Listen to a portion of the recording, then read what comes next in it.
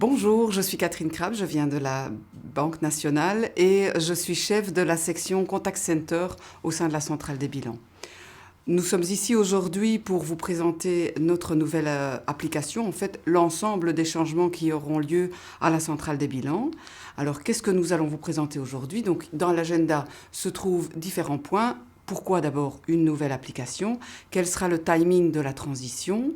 Les changements majeurs qui vont arriver à la centrale des bilans, un mot un peu plus précis sur le module de paiement adapté.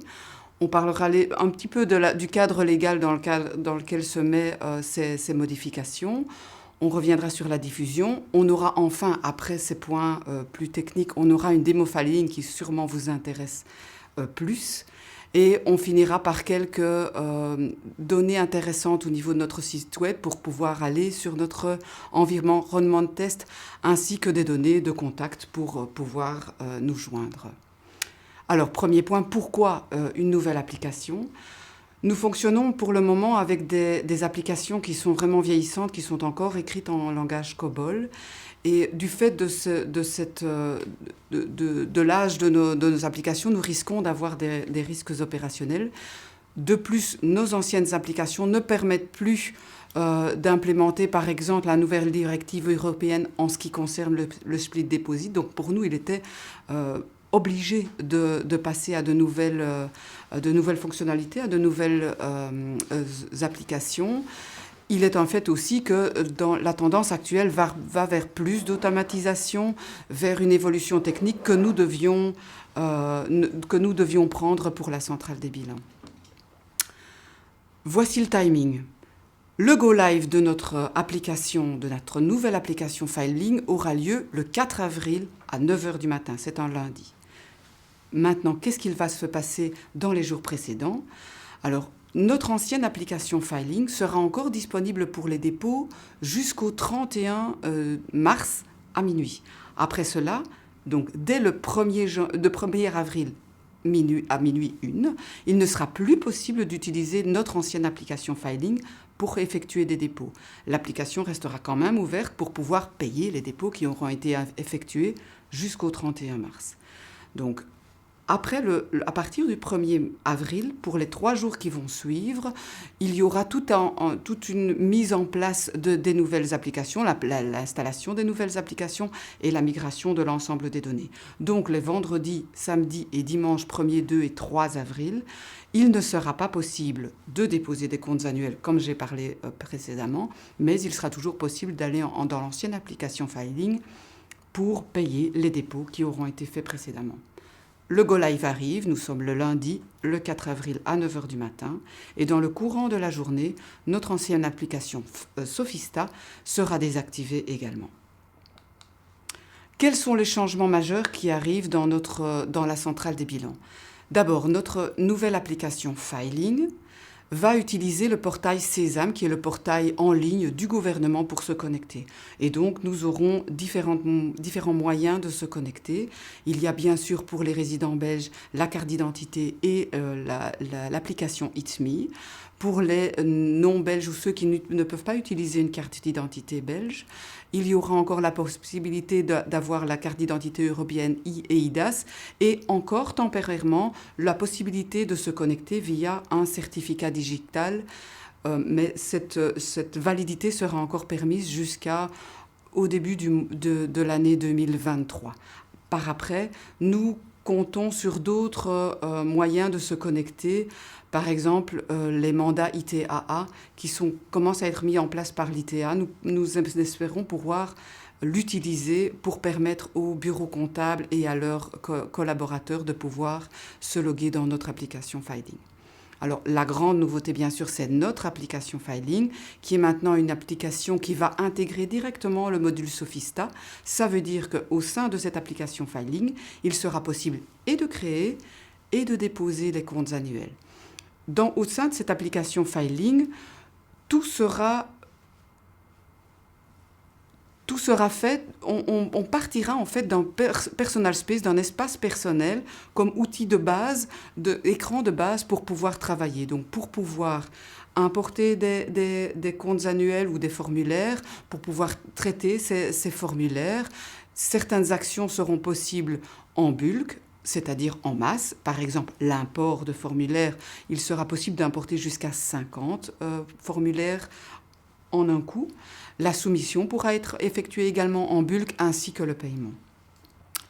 Une nouveauté supplémentaire qui arrive dans l'application Filing, c'est le traitement des dépôts PDF. Dans la nouvelle application, le dépôt PDF subira les mêmes règles de validation que les dépôts XBRL. Ça veut dire que à l'arrivée, donc après avoir chargé un compte PDF, le compte PDF sera validé par les contrôles légaux et si jamais certains contrôles légaux ne seront pas respectés, le dépôt sera refusé. Ça veut dire qu'il sera refusé avant acceptation et paiement et suite du traitement pour un dépôt. Donc en fait, le dépôt PDF aura les mêmes règles de validation à respecter qu'un dépôt XBRL.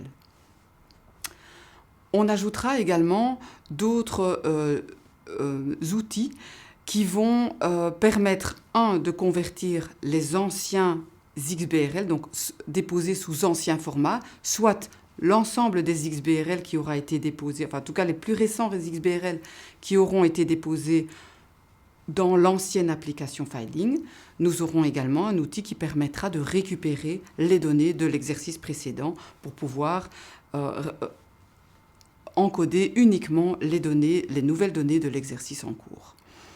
Ces deux outils-là sont intégrés dans le nouveau format et la nouvelle structure XBRL. Ça, c'est un grand changement de notre nouvelle application. Ce n'est pas simplement un update de l'ancienne taxonomie pour arriver à une nouvelle taxonomie. Non, on part vraiment d'une ancienne taxonomie qu'on pourrait appeler 1.0 vers une nouvelle taxonomie 2.0 qui a totalement une nouvelle structure. Cela a comme conséquence qu'il ne sera pas possible de charger en Filing notre nouvelle application les dépôts XBRL qui auront été créés selon l'ancienne taxonomie et qui étaient donc valables pour des dépôts dans l'ancienne application Filing. La mention de dépôt connaît aussi une grande nouveauté dans le sens où elle ne sera plus envoyée par papier, par poste, à la personne morale qui aura déposé les comptes annuels, mais elle sera déposée à partir des dépôts qui seront faits dans la nouvelle application. Elle sera envoyée directement dans l'e-box entreprise de la société. Une copie de cette mention de dépôt sera également envoyée au déposant qui est régulièrement le bureau comptable. Le split deposit constitue également une nouveauté dans la nouvelle façon de traiter les comptes annuels. Qu'est-ce que le split deposit ? C'est la possibilité de déposer de façon séparée, d'une part les comptes annuels, d'autre part l'ensemble des autres documents, bilan social et autres rapports qui doivent être fournis avec les comptes annuels. C'est une solution qui n'est pas obligatoire. Il y a toujours moyen de faire un dépôt complet des comptes annuels et des autres documents. Et c'est vrai qu'il faut savoir que le split deposit, si on dépose d'abord les comptes annuels et ensuite les autres documents, ça reviendra plus cher à l'entreprise parce que chaque dépôt aura un coût spécial et donc la somme des deux entraînera un surcoût si on fonctionne avec le split deposit. Nous avons également un nouveau module de paiement. Déjà, notre prestataire de services bancaires change. Nous allons travailler avec CCV. CCV va offrir une plus large gamme de possibilités de paiement via l'interface proposée par CCV. Au-delà des paiements possibles par virement et par carte de crédit, nous allons aussi avoir la possibilité d'effectuer des paiements via carte de débit, via un QR code, via l'application Banque Contact, Payconic, etc. Nous introduisons aussi la possibilité d'avoir un paiement différé. Donc ça veut dire que si le déposant n'est pas le même que la personne qui doit payer les comptes annuels, le déposant va envoyer un email, enfin va communiquer une adresse mail et la personne recevra via cette adresse email un lien vers l'interface de paiement de CCV pour effectuer le paiement selon les mêmes possibilités que je vous ai déjà expliquées plus tôt. Il est important d'ajouter aussi que la procédure de collecte d'argent est différente puisque maintenant c'est CCV qui collecte l'argent et qui nous le retransfère par la suite. De ce fait, il faut faire attention que le numéro de compte sera différent. Donc pour ceux qui effectueront un virement, ils recevront, la procédure pour recevoir un virement fonctionnera par email aussi, donc ça veut dire qu'on va donner une adresse mail et la personne l'adresse mail recevra les données entières pour remplir un virement. Donc faites attention, le numéro de compte a changé, n'envoyez plus à l'ancien numéro de compte de la centrale des bilans. Le fait que nous proposions une gamme plus étendue de possibilités de paiement entraîne le fait que nous serons plus stricts quant aux refus qui pourront être effectués. Donc il y aura un remboursement automatique en cas d'erreur. Les erreurs viendront au niveau des virements si le montant n'est pas exact, si la communication structurée n'est pas complété ou est inexact, il y aura un remboursement automatique qui sera effectué par CCV qui gère l'ensemble de nos paiements. Alors, en parlant du cadre légal, nous revenons sur l'arrêté royal du 29 septembre 2021 qui met en application les contrôles arithmétiques et logiques ainsi que l'utilisation de la e-box par la Banque nationale. Les contrôles arithmétiques et logiques qui sont étendus au dépôt PDF et l'e-box qui devient notre outil de diffusion des mentions de dépôt.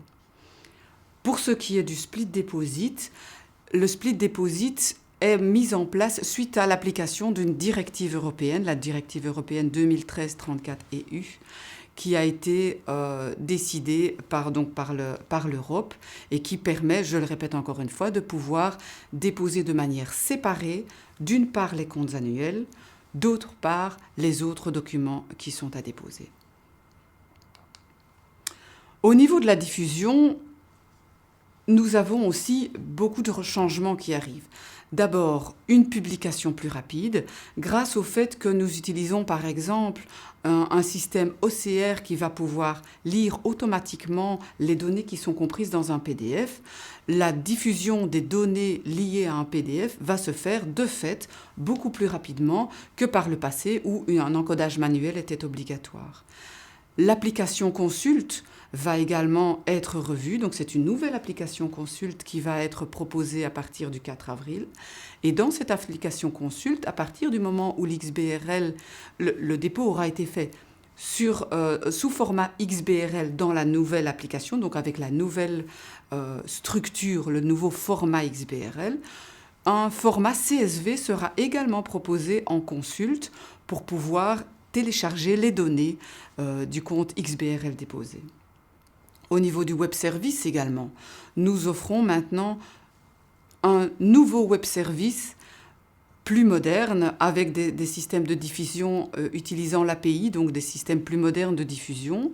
Et nous avons revu notre offre, même au niveau de la partie payante et la partie gratuite. Par exemple, la diffusion via nos web services des données authentiques sera à présent gratuite.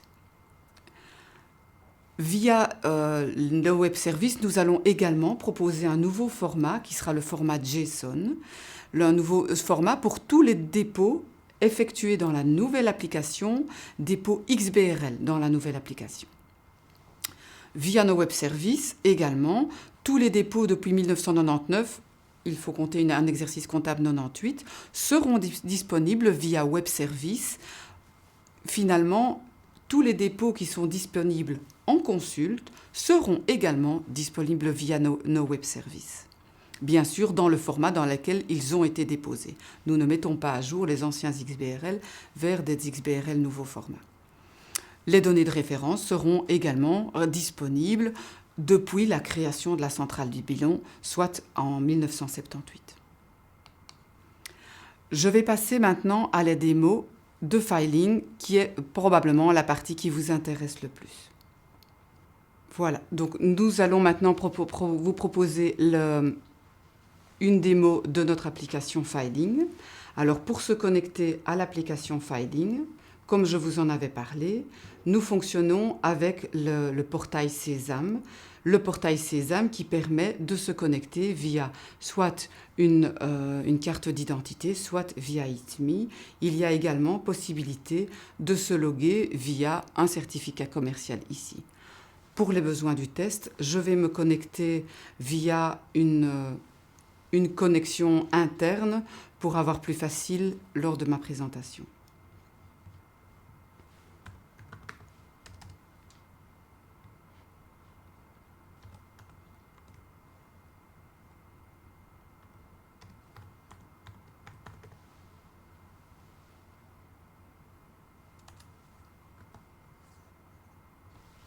Alors, nous voici dans l'application Filing. Quand vous arrivez dans l'application sans avoir encore fait un seul dépôt, vous avez alors accès à cet écran-ci qui est l'écran de base pour pouvoir déposer des nouveaux formulaires via des manières différentes. Je vais commencer par faire la première possibilité, qui est la possibilité, je pense, qui va être la plus utilisée, c'est le fait d'importer un fichier soit zip, soit XBRL. Je vais aller le chercher et je vais sélectionner un fichier XBRL ainsi qu'un fichier zip.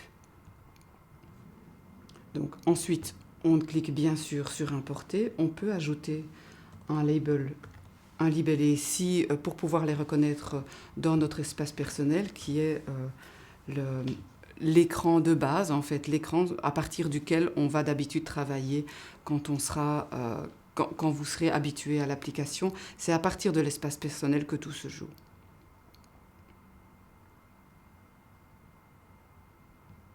Alors, mes imports, vous voyez, nous voilà dans notre espace personnel. Dans notre espace personnel viennent s'ajouter maintenant les nouvelles lignes avec les imports que je viens d'effectuer. Donc j'ai importé, il y en a encore un qui est en cours d'import, donc on va le laisser travailler. Pendant ce temps-là, je vais me pencher sur celui qui est déjà importé de façon complète. Alors, chaque formulaire aura une ligne dans l'espace personnel et il y a plusieurs éléments intéressants. Donc vous retrouvez de toute façon la clé, donc avec le nom et le numéro d'entreprise de la société, les dates de l'exercice comptable. Vous retrouvez d'autres infos intéressantes, par exemple le statut. Le statut permet de savoir où on en est au niveau du traitement de ce formulaire. Celui-ci, par exemple, que je viens d'importer était déjà correct puisqu'il est prêt pour soumission, comme vous pouvez le lire ici. À chaque ligne, dès qu'on a terminé une action, on peut voir qu'une petite icône, ici on est avec un point d'exclamation dans un rond orange, permet de nous alerter sur le fait que, tiens, peut-être il y a quelque chose qui n'est pas tout à fait correct dans ce dépôt-là. On fonctionne bien avec différentes icônes. Si c'est vert, c'est totalement bon. Si c'est orange avec un point d'exclamation, c'est qu'il y a des avertissements. Donc ce sont des points d'attention qui n'empêchent pas la soumission, mais qui entraînent des fautes, mais qui ne sont pas, qui n'entraînent pas, oui c'est ça, donc qui n'entraînent pas l'impossibilité de déposer. Si jamais le problème est plus grave et ne permet pas le dépôt, nous nous retrouverons par rapport à une croix rouge. Donc, ce que je vais faire, c'est que maintenant, je vais aller voir ce qui se passe, pourquoi, quelles sont les erreurs qui ont été remarquées dans ce premier dépôt. Donc, nous fonctionnons avec les trois petits points verticaux qui constituent l'endroit où nous pouvons aller traiter, avancer plus loin dans le traitement de ce compte annuel. Donc, via l'import, une validation a directement tourné sur le compte annuel qu'on a importé. Et donc, je vais directement aller voir le rapport de validation pour voir quelles sont les erreurs, les avertissements qui sont présents dans ces comptes annuels. Et ici, nous nous rendons compte que ces 3 erreurs de validation qui sont liées, si je peux bien comprendre, au bilan social. Ce sont 3 avertissements. Donc, malgré ces avertissements, je sais que je peux soumettre ce dépôt à la centrale des bilans.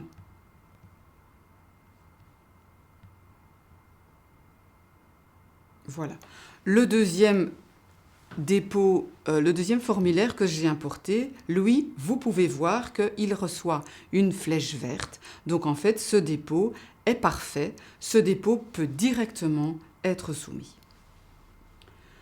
Nous allons continuer avec les options possibles pour importer, donc pour créer des formulaires. La deuxième option possible, c'est de faire une déclaration sur base d'un PDF. Alors, je vais cliquer sur ce deuxième point. Je vais rentrer un numéro d'entreprise, le numéro d'entreprise du PDF que je veux déposer. Voilà. Enter. Donc, il s'agit de la pension des sources qui se trouve à SPA. Je vais introduire les dates d'exercice de mon compte annuel.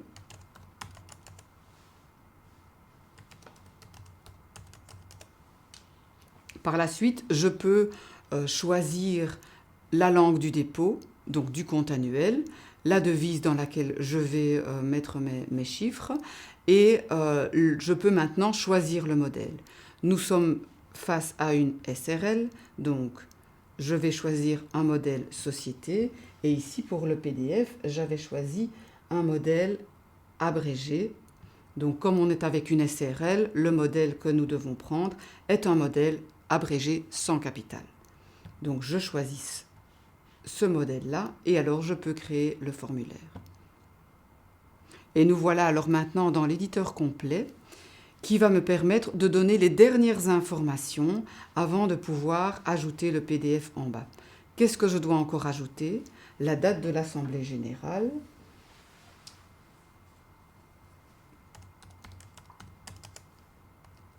Voilà. Vous voyez que les données de KBO, donc les données de la Banque Carrefour des entreprises, sont d'office téléchargées dans l'application Filing, donc il n'est pas nécessaire de les réinscrire. Et ici en bas, nous pouvons ajouter un PDF. D'abord, nous devons absolument sauver le formulaire et ensuite nous pouvons ajouter le PDF.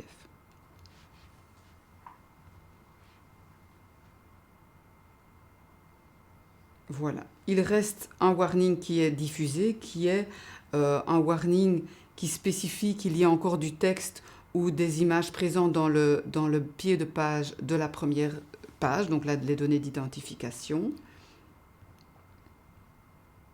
Mais comme vous avez pu le voir, c'était en orange, donc ça n'entraînera pas de problème lors du dépôt. Ce n'est pas une faute, ce n'est qu'un avertissement. Alors, ce qu'il a remarqué, c'est qu'en fait, les pages étaient déjà numérotées.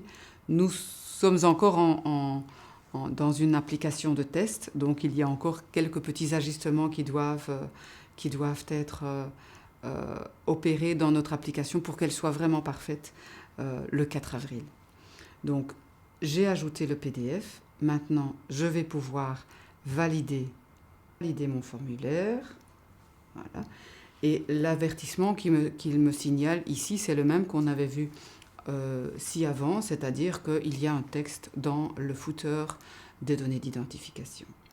Ce PDF maintenant peut être soumis. Quelles sont les possibilités de soumission qui nous sont proposées au sein de Filing? Vous pouvez soumettre un formulaire via l'éditeur complet qui se trouve ici. Vous avez la possibilité, quand on retourne dans la liste des dépôts, c'est-à-dire dans l'espace personnel, de pouvoir faire la soumission à partir des 3 petits points, donc de l'ensemble des données qui sont liées à cette ligne-ci, donc à ce formulaire-là. Vous avez soumettre. Vous avez également la possibilité de fonctionner en bulk action. Donc le bulk action sera visible à partir du moment où vous sélectionnez via les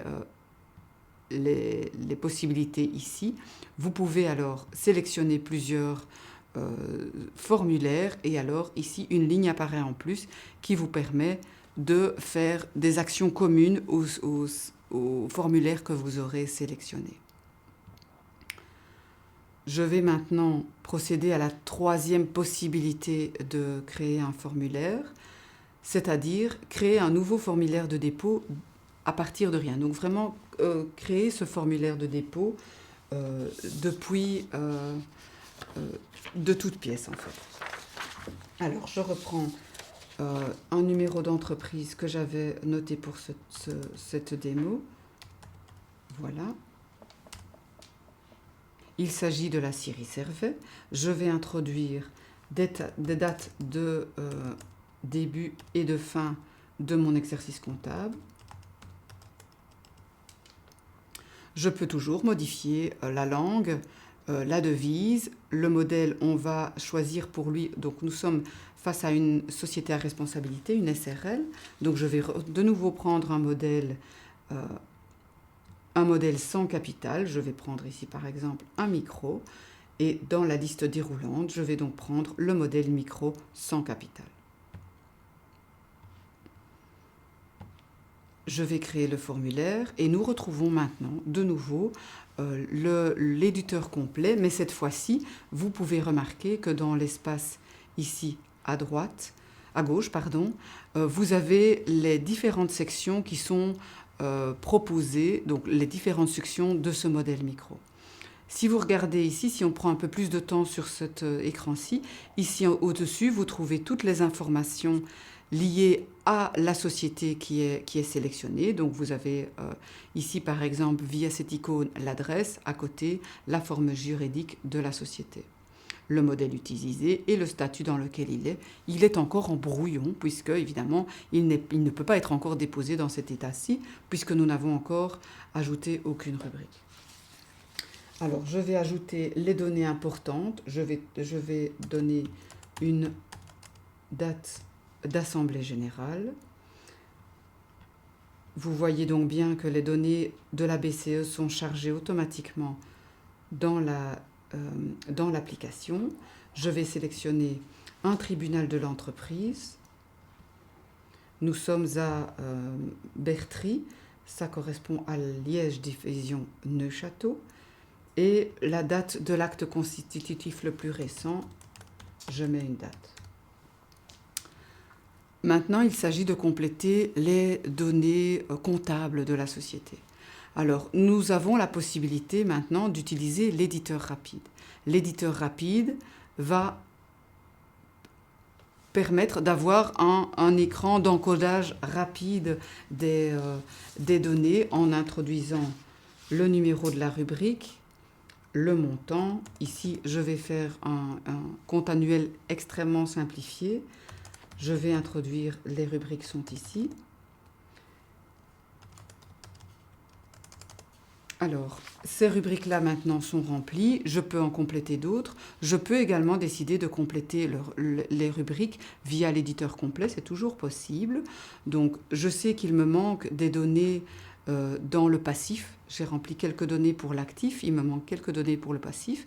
Via la bande verticale, je retrouve l'écran du passif ici et je vois qu'en effet, les données que j'ai introduites dans l'éditeur rapide sont disponibles ici.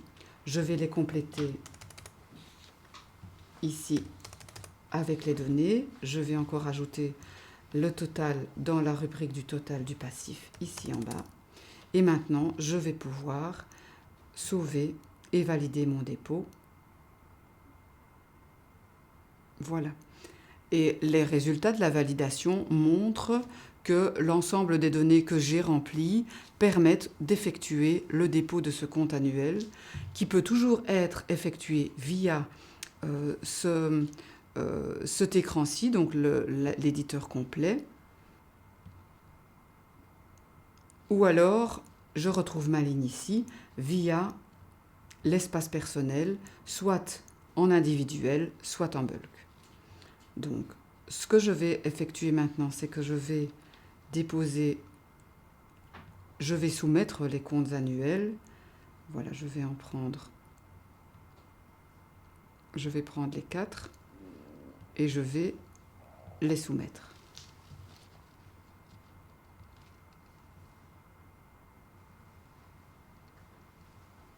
Alors, suite à la soumission, ici, il y en a déjà un qui arrive rapidement et qui est prêt pour paiement. Vous voyez, les statuts sont d'office adaptés et ça permet un traitement beaucoup plus facile de l'ensemble des dépôts que peut avoir, par exemple, un bureau comptable. Alors, on se rend compte que il peut y avoir des statuts différents suite à la soumission.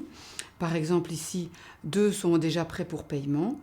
Un est encore en cours de traitement, donc c'est le PDF qui doit être visualisé par l'OCR, donc ça prend un petit peu plus de temps. Et un est retourné à l'état de brouillon suite à l'essai de la soumission. Alors via le rapport de validation, on peut aller voir le problème qui s'est posé. Et le problème qui s'est posé, c'est qu'il y a déjà un dépôt initial qui existe pour le dépôt que je viens de faire. Donc en fait, je suis en train de faire un doublon.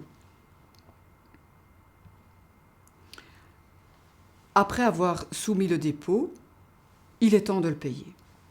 Donc je vais sélectionner de nouveau en bulk action les 2 dépôts qui sont prêts pour le paiement. Et via la bulk action, je vais cliquer sur payer. On se trouve face au nouvel écran, l'écran de paiement.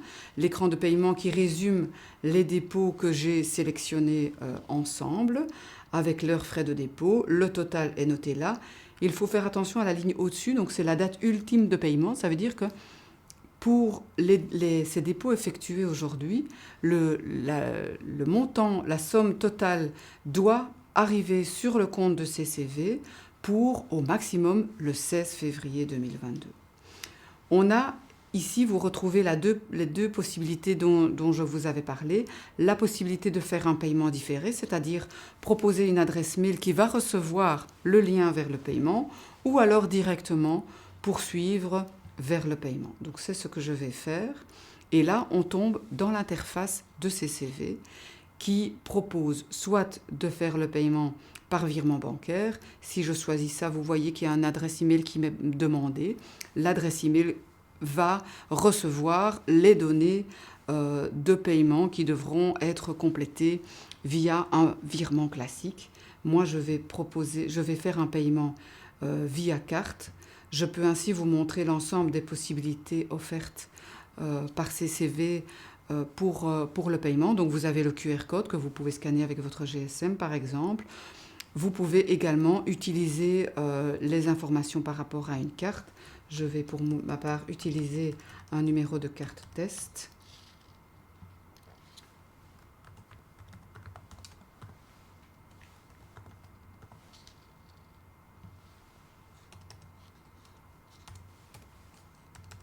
Voilà.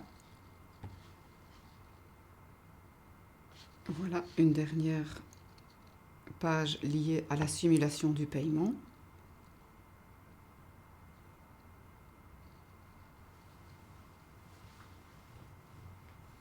Et vous voyez déjà que dans les 2 paiements que j'ai effectués, un est déjà publié. Ça veut dire que ce compte-là, que je viens de déposer et payer, est déjà disponible sur Consulte. Donc si je reprends le numéro d'entreprise et que je vais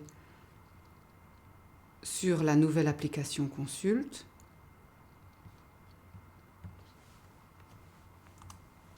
je peux retrouver mon dépôt. Mon formulaire de dépôt, mon compte annuel a été déposé et payé et est déjà disponible sur Consulte avec les 3 formats proposés puisque c'est un dépôt XBRL que j'ai effectué.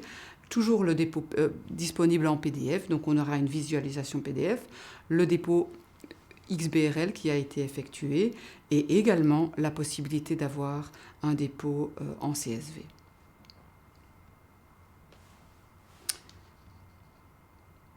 Je reviens à Filing. Je ne vous ai pas encore parlé du Converter Tool. Donc, le Converter Tool, l'outil de conversion, permet de prendre un ancien fichier XBRL et de le convertir vers le nouveau XBRL 2.0. Donc, je clique sur le bouton et je vais donc sélectionner un dépôt à convertir. J'ai pris ici mon exemple. Le fichier a été converti. Et le fichier est disponible non pas dans l'espace personnel, mais sur mes downloads. Donc quand je vais dans mes downloads, je trouve mon fichier de conversion ici. Donc après l'avoir converti, ce que je vais faire, c'est que je vais l'importer puisque maintenant il est valide dans cette nouvelle application Filing. Donc je vais le rechercher dans mes downloads.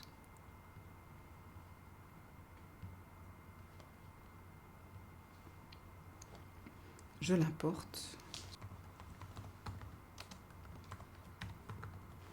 en ajoutant un label. Et mon fichier importé a maintenant la croix rouge qui signifie qu'il y a une erreur dedans. Donc je peux aller consulter le rapport de validation. Et je vois que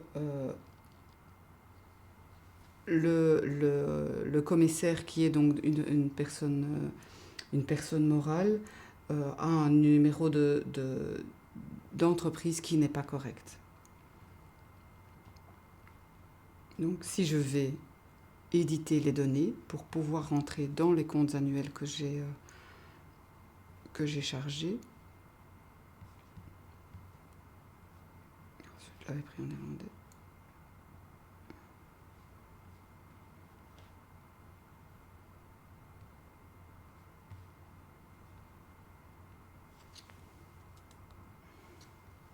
Je modifie, j'enlève en fait le BE du numéro d'entreprise et je sélectionne ici le numéro d'entreprise de la société. Je fais un save. Voilà, et donc la faute a disparu. Donc il reste des avertissements sur des rubriques qui ne sont pas tout à fait conformes par rapport au contrôle optionnel, au contrôle complémentaire, mais le dépôt a maintenant reçu la possibilité d'être déposé puisque le statut a changé, comme vous pouvez le voir ici. Le dépôt est maintenant prêt pour soumission. Quand je reviens dans mon espace personnel, le dernier dépôt que j'ai importé, donc celui-ci, est donc prêt pour soumission. Je vais revenir alors maintenant à la fin de la présentation de notre site web. Donc,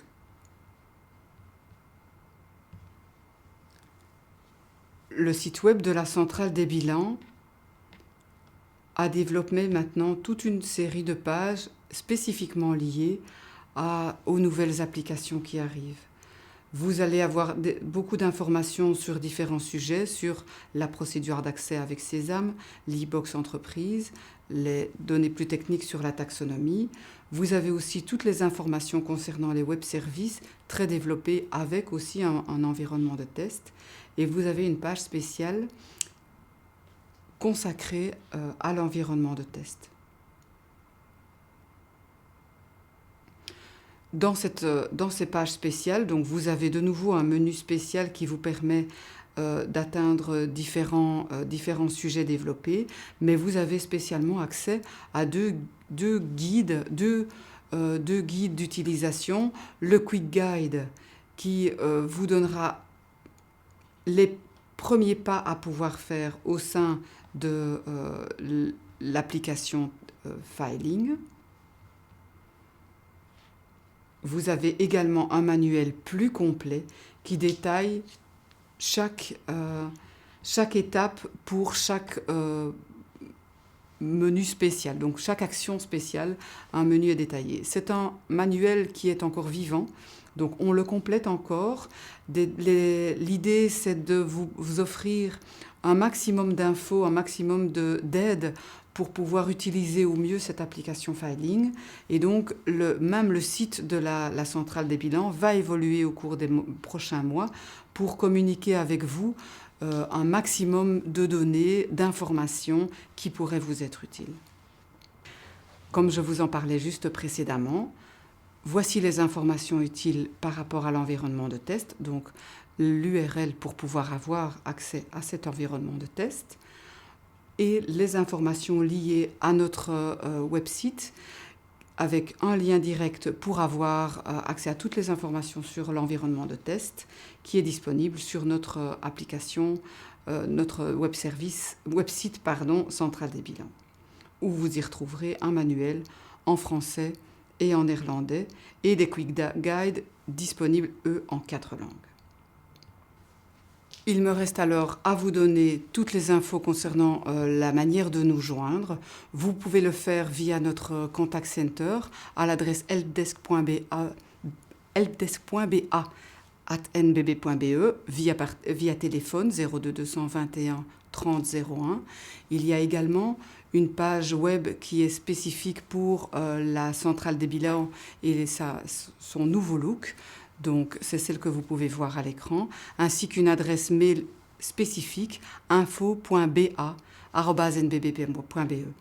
Toutes les informations concernant l'e-Box Enterprise sont également disponibles via l'adresse mail, le site web qui est proposé ici en dessous, www.eboxenterprise.be. Il me reste alors à vous remercier d'avoir suivi cette présentation et je vous répète encore une fois, n'hésitez pas à essayer notre application via l'environnement de test que nous mettons à votre disposition. Merci.